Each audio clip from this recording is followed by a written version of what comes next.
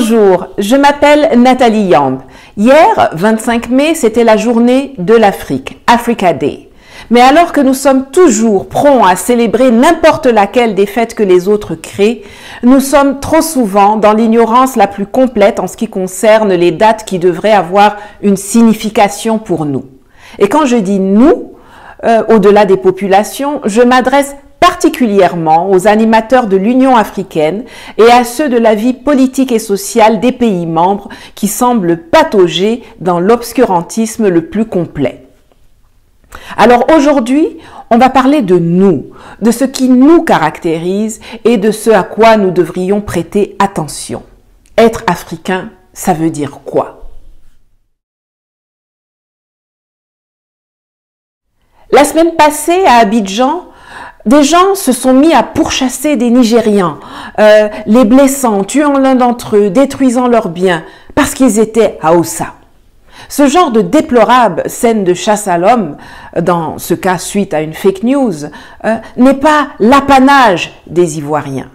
On les a aussi vus se passer entre les Tutsis et les Hutus au Rwanda, entre les Malinké et les Peuls en Guinée, au Nigeria, au Cameroun, en Afrique du Sud, au Soudan, au Kenya, en Algérie, au Burkina, au Mali, en Centrafrique. Partout sur le continent, des frères se déchirent pour des raisons plus bancales les unes que les autres. Pourtant, quand nous sommes à l'église en train d'adorer un Jésus venu de Palestine, on ne voit pas que c'est étranger. Quand nous sommes dans les mosquées en train de prier des préceptes venus des déserts d'Arabie, on ne voit pas que c'est étranger.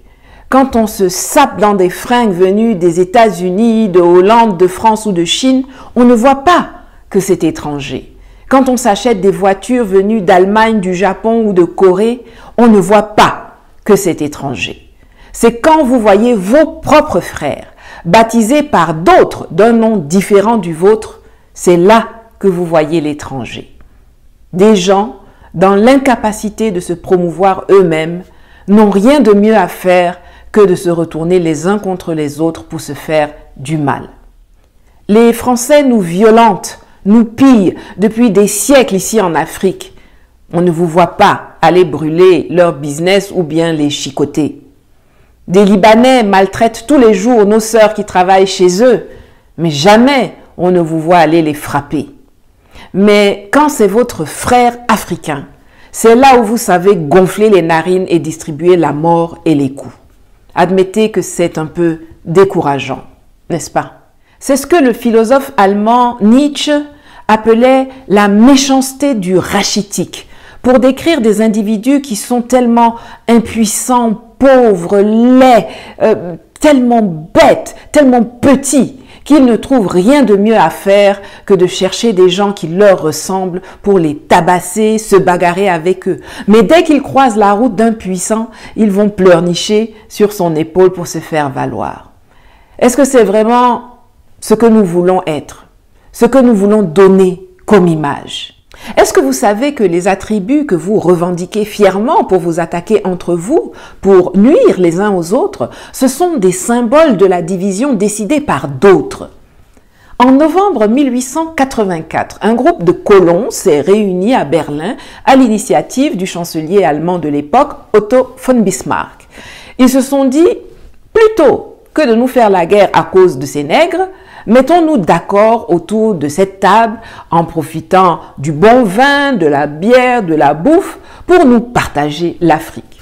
Il y avait l'Allemagne, l'Autriche-Hongrie, la Belgique, le Danemark, l'Empire ottoman, l'Espagne, les États-Unis, la France, la Grande-Bretagne, l'Italie, les Pays-Bas, le Portugal, la Russie et la Suède-Norvège. 14 pays. Aucun Africain n'était présent ni représenté. Des types se sont assis, ont discuté pendant 3 mois pour arriver à un accord entre eux, comment se partager notre continent. Et ne vous y trompez pas. Hier, en 1885, comme aujourd'hui au sein de l'Union européenne, ils ne se feront plus jamais de palabres au sujet de l'Afrique. Comme me l'a d'ailleurs dit un parlementaire allemand au Bundestag à Berlin en 2017, lorsque je suis allée parler de la réalité des relations France-Afrique au Parlement allemand avec le professeur Koulibaly. Je cite, « Vous avez raison, je le sais, nous le savons, mais voyez-vous, l'Afrique n'est pas suffisamment importante pour que nous fassions des histoires à la France à cause de cela. Nous préférons nous entendre avec notre voisin. » Fin de citation. Ça avait le mérite d'être clair. Vous comprendrez donc pourquoi la France a été tellement outrée lorsqu'un gouvernement italien est venu casser cette belle entente européenne en dénonçant vertement la colonisation monétaire de la France en Afrique. Mais ce qui avait justifié cette sortie n'est pas l'amour de Di Maio pour les Africains, mais plutôt le fait d'avoir reconnu que le franc CFA et la pauvreté et le chômage qu'il induit sont les principales causes des migrations vers l'Italie. Mais le désaccord a été oublié et les choses sont très vite rentrées dans l'ordre dès que Salvini, Di Maio et compagnie ont quitté le gouvernement. Eux savent s'unir, nous pas. Les gars ont fini de se partager notre continent. Ils sont venus chez nous. Ils ont commencé à nous trier, à nous diviser, à nous donner des noms, à nous traiter comme du bétail, comme des animaux. Vous là, on va vous appeler comme ci. Vous là, on va vous appeler comme ça. Vous, vous êtes au-dessus. Vous, vous êtes en dessous. Et depuis des décennies, on prend ces classifications dégradantes et au lieu de les jeter en brousse, on les brandit fièrement comme si c'était des trophées et on se fait du mal et on se méprise les uns les autres à cause d'elles. Toi, tu es Dioula. Toi, tu es Boussoumani. Côtier, forestier, musulman, chrétien, anglophone, francophone, ivoirien, nigérien, congolais, rwandais, sud-africain, zimbabwéen, marocain, algérien. Vous vous détestez à propos de choses que vous n'avez pas décidées. La décolonisation mentale est encore devant nous, on dirait. Chaque fois que vous agressez ou vous insultez un Africain en le qualifiant d'étranger, vous validez le partage colonial de l'Afrique. Aucun Africain n'est étranger où que ce soit en Afrique. Les étrangers en Afrique, là, ce sont les Européens, les Américains, les Asiatiques, les Arabes, les Australiens, les Néo-Zélandais. Eux, ils sont étrangers.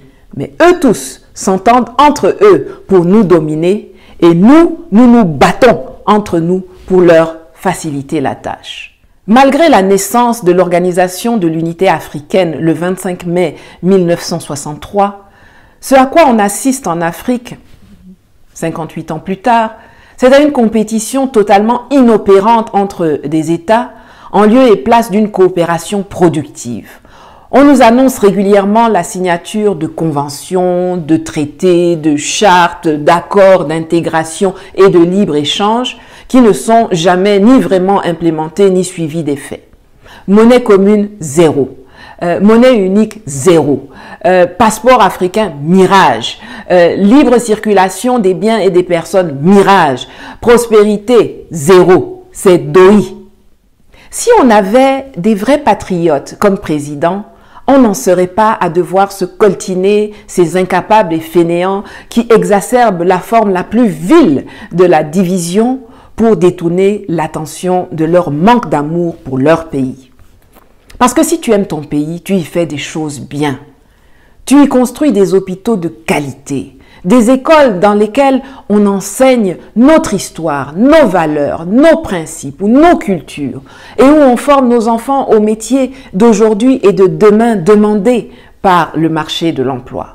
Si tu aimes ton pays, tu travailles dans l'intérêt de ceux qui t'ont élu et tu leur rends compte au lieu d'aller chercher l'approbation de l'Élysée, de Washington ou de Londres matin, midi et soir. Si tu aimes ton pays, tu combats la corruption et le pillage. Tu le dotes d'institutions si solides que même si le diable arrivait au pouvoir, il lui serait impossible de faire ce qu'il veut, comme le disait si bien le tant regretté Jerry Rawlings. Mais hélas, 3 fois hélas, au lieu de grandir ensemble, unis par notre histoire partagée, riches de nos diversités, pour affronter nos ennemis communs que sont la mauvaise gouvernance et la pauvreté entretenues par des nègres de maison à la solde du colon, nous préférons le statu quo, que dis-je, la régression. Est-ce ce à quoi nous sommes réduits? Est-ce que c'est cela qui caractérise l'Africain du XXIe siècle? L'indigence collective, le tribalisme organisé? Vous savez, En plus de vouloir m'interdire de parler des choses de tel ou tel pays, on m'a souvent demandé pourquoi je n'avais pas pris la nationalité ivoirienne pendant toutes les années que j'ai passées en Côte d'Ivoire, surtout que j'étais très amie avec le président de l'époque. Mais c'est parce que ça n'a aucune importance pour moi et ça ne devrait en avoir pour personne. Les papiers qu'on appelle passeport ou carte d'identité, ce n'est pas ça qui définit votre amour pour un ou des pays. Tout comme l'alliance que certains d'entre vous portent au doigt n'est pas la preuve d'amour de et pour quelqu'un. C'est la preuve que vous êtes mariés, c'est tout. Ça ne signifie pas que votre mari ou votre épouse vous aime ou que vous l'aimez. Vous êtes mariés, mais vous rentrez chez vous et vous vous tapez dessus comme si vous étiez des réincarnations de tam-tam. Vous êtes mariés, mais vous découchez tous les 2 jours pour aller faire l'amour à quelqu'un d'autre là-bas dehors. Vous êtes mariés, mais vous n'avez plus rien à vous dire ou alors que des vilaines choses. L'amour, c'est la façon complice, respectueuse, tendre, passionnée, solidaire, protectrice dont vous vous comportez l'un envers l'autre, que ce soit en public quand des gens vous regardent, mais aussi quand vous êtes seul, à deux. C'est la même chose avec les papiers d'identité. Ils ne définissent pas l'amour que l'on a pour un pays.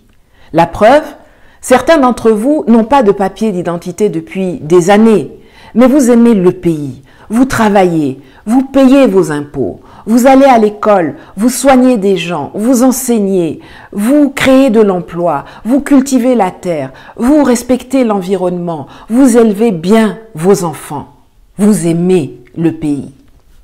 Et puis d'autres qui ont la carte d'identité là, se lèvent un matin et viennent attaquer leur propre pays, tuer leurs propres compatriotes, corrompre, voler, briser, brûler, déconstruire, être complices des exactions et des pillages que d'autres depuis l'Occident ou l'Orient fomentent contre leur territoire. Ils n'aiment pas leur pays, mais ils ont papier. Africa Day, ce n'est pas porter une tenue africaine, c'est beaucoup plus que ça. J'aimerais que ma vidéo puisse susciter une réflexion en vous, des discussions chez vous. Quelle Africaine, quel Africain voulons-nous être? Je vous ai déjà expliqué précédemment que les autres, ils aiment l'Afrique, ils aiment nos ressources, nos matières premières, nos terres, mais sans nous aimer, nous, les Africains. Comment pensez-vous que nous pourrons gagner cette guerre de libération? Ce combat pour la conquête de la souveraineté, du progrès, du respect, si nous ne faisons pas preuve de solidarité et d'amour entre nous. Pensez-y. Nkosisikele Africa. Hello, my name is Natalie Young. May 25 is Africa Day. But while we often celebrate festivities others create, many of us are unaware of the meaning of certain dates that should be important to us. And by saying us, I especially address the executives of the African Union and the political and social leaders of the member states. So let's talk about what it means to be African. Last week, some individuals went after Niger citizens in Abidjan, hurting them, destroying their properties, even killing one of them just because they were Hausas. This kind of deplorable hatred and manhunt seen are not the apanage of Ivorians.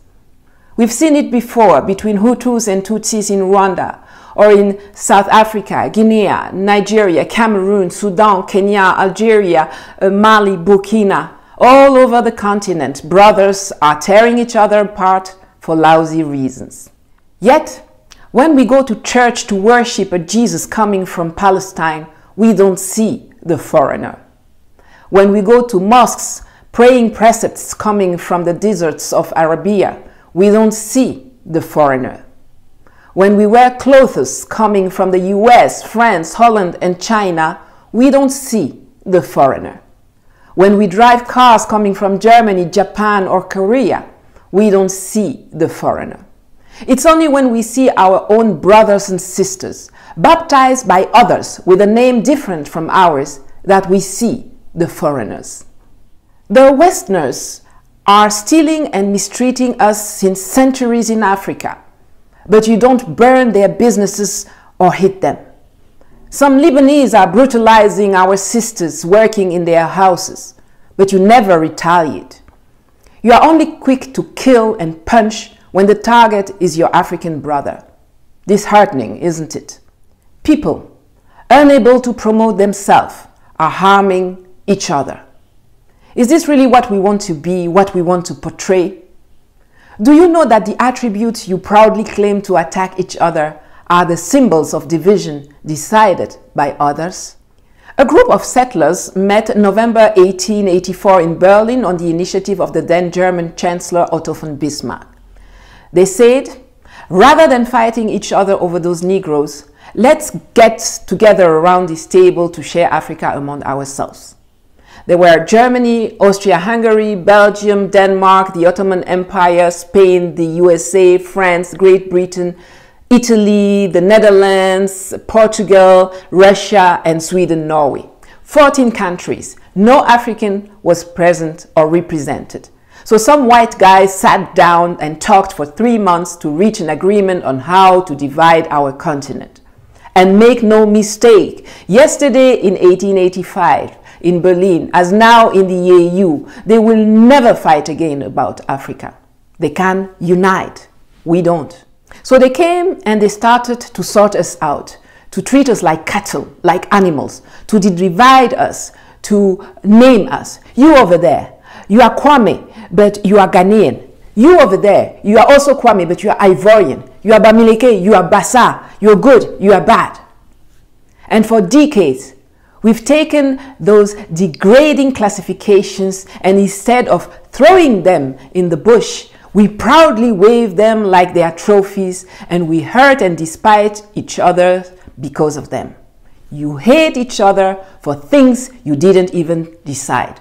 Free yourself from mental slavery, folks. Every time you attack or insult an African calling him a stranger, you validate the colonial partition of Africa. No African is a foreigner anywhere in Africa. The foreigners in Africa are the Europeans, the Americans, the Arabs, the Asians, the Australians. They all agree among themselves to dominate us, and we fight among ourselves to make it easier for them. Tiresome. Despite the birth of the Organization of African Unity on May 25, 1963, we still see a totally ineffective competition between the African states instead of a productive cooperation. Regularly, they sign integration and free trade conventions, charters, treaties, agreements that are never really implemented. Common currency, single currency, African passport, free movement of goods and people, prosperity, all of this never really becomes a reality. If we had real patriots as president, we wouldn't have to stick to those incapable and lazy heads of state who exacerbate the ugliest form of division to distract attention from their lack of love for their country. Because when you love your country, you do good things there. You build quality hospitals. You build schools where our history, our values, our principles, our cultures are taught to our kids, and where we train our children for the jobs of today and tomorrow demanded by the job market. If you love your country, you work in the interest of those who elected you, and you are accountable to them instead of seeking approval from Paris, Washington, and London. If you love your country, you fight corruption and plunder. You endow it with institutions so strong, so solid, that even if the devil came to power, it would be impossible for him to do what he wants, as the much missed Jerry Rawlings said. Alas, instead of growing together, united by our shared history, rich in our diversity, to confront our common enemies, which are bad governance and poverty, maintained by house Negroes in the pay of the colonial powers, we prefer the status quo. Is this what characterizes the African in the 21st century? Collective indigence and organized tribalism? You'll need to learn that identity papers don't define your love for a country, just like a wedding ring doesn't define the love for a person. It's just a proof that you are married, nothing more, nothing less. You can be married and punch each other every day, have an affair with someone else outside, never speak or say nice things to one another. That ain't love. Love is the respectful, tender, passionate, supportive, protective way you behave towards each other, whether in public when people are looking at you, but also when it's just the two of you. Same applies with ID papers and nationalities. Some of you don't have an ID or a passport, but you love the country. You work, you pay taxes, you go to school, you heal people, you teach, you create jobs, you cultivate the land, you respect the environment, you educate your kids, you love the country. And then others who have their ID cards attack their own country, kill their own compatriots, bribe, steal, destroy, are complicit in the atrocities and looting that the West or East foment against their territories. They don't love their countries, but they have the nationality. Africa Day isn't about wearing a nice African attire. It's about thinking about which African we want to be. It's about reflecting over the fact that Europe, Asia, America, they love our resources, our raw materials, our land, but without loving us Africans. So how do you think we will be able to win this war of liberation, this fight for the conquest of sovereignty, of progress, of respect, if we don't show solidarity and love among ourselves? Think about it. Kosisikeleli, Africa.